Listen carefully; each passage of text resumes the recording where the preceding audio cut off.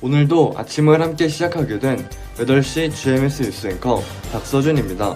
오늘의 새로운 속보는 2024년 4월 4일 안산시에 위치한 경기모바일과학고에 한 공고가 하나 올라왔다고 합니다. 경기모바일고 학생들은 이 공고 하나로 떠들썩해 너도 나도 이 공고를 보고 하겠다고 하시는데요. 철저한 심사를 통해 뽑힌 12명의 학생들이 그 누구보다 열정적이게 앞장서서 공고들을 얻으려고 탐색하기 시작했다고 합니다. 이들이 바로 경기모바일과학고의 대표 학생기자단입니다. 이후 학생기자단이 된 기자단 학생들은 난생 처음 기자교육을 수강하였습니다. 기자교육을 바탕으로 1학기 때 동안 총 2번의 기자교육을 통해 2개의 기사를 작성하게 되며 기사뿐만이 아닌 그 주제에 맞는 영상 또한 자체 제작을 하는 것으로 알려졌습니다. 이 기자단 학생들이 기사를 작성하기 위한 여러 과정을 거치기 위해 현장 관리자들을 담당했었던 권은진 기자에게 물어보겠습니다. 권은진 기자. 네, 안녕하세요. 권은진 기자입니다. 여러 정보를 알아본 결과 학생 기자단은 원활한 진행을 위해 각자의 역할을 도맡아서 개개인의 역량을 펼칠 수 있도록 하였습니다. 그리고 기사를 작성하기 전에 주제를 선정하였는데요. 주제를 선정할 때 가장 중요하게 여겼던 포인트가 있습니다. 그것은 바로 소수들이 궁금해할 만한 주제가 아닌 다수들이 궁금해할 만한 주제로 그만큼 유익하고 호기심이 가는 주제를 선정하는 것이 가장 중요한 포인트였습니다.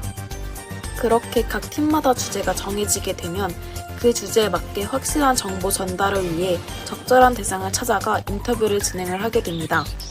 예를 들면 학교 홍보나 캠페인 목적으로 만들어진 것을 말하는 건가요? 네, 맞습니다.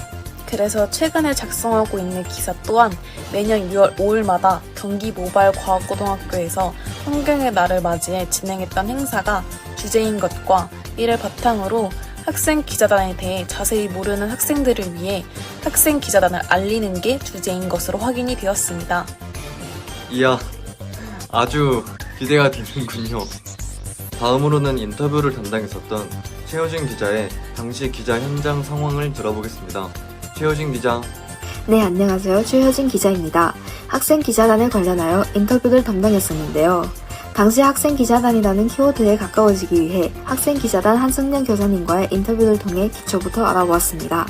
취지, 향후 계획, 기자단이 하는 일 등 정의에 대해 인터뷰를 해본 결과 학생 기자단이 하는 일에 대해서 꽤나 복잡하고 꼼꼼한 과정을 거쳐간다는 것을 알 수 있었습니다. 자세한 내용은 기사를 통해 보신다면 좋을 것 같습니다. 네, 잘 들었습니다. 최효진 기자 수고 많았습니다. 오늘은 경기모바일과학고의 기자단에 대해 자세히 알 수 있었는데요.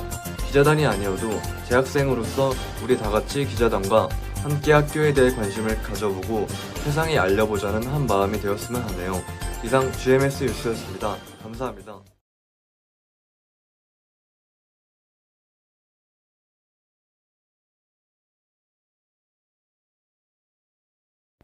경기도 한 고등학교의 급식입니다. 산채 비빔밥, 유부 된장국, 파닭꼬치 등 모두 저탄소 식단으로 이루어져 있습니다. 저탄소 식단이 채식이라고 생각하는 학생들에게 저탄소 식단의 실천 범주를 알려주고 싶어서 함께 구성하여 보았습니다. 어렵지 않은 저탄소 식단의 실천으로 환경과 건강 모두 챙기는 급식이 되었으면 하는 바람입니다. 또한 학교에서는 음식물 쓰레기를 최소화하기 위해 잔반 줄이기 캠페인을 진행 중입니다. 가장 많은 스티커를 보유하고 있는 학년에게 보상을 주는 방식으로 진행되는 이 캠페인은 학생들의 만족도가 굉장히 높은 것으로 확인되었습니다. 이 외에도 올바른 분리수거를 위한 시스템 및 저탄소 식단을 홍보하기 위한 방식도 보완 중에 있습니다.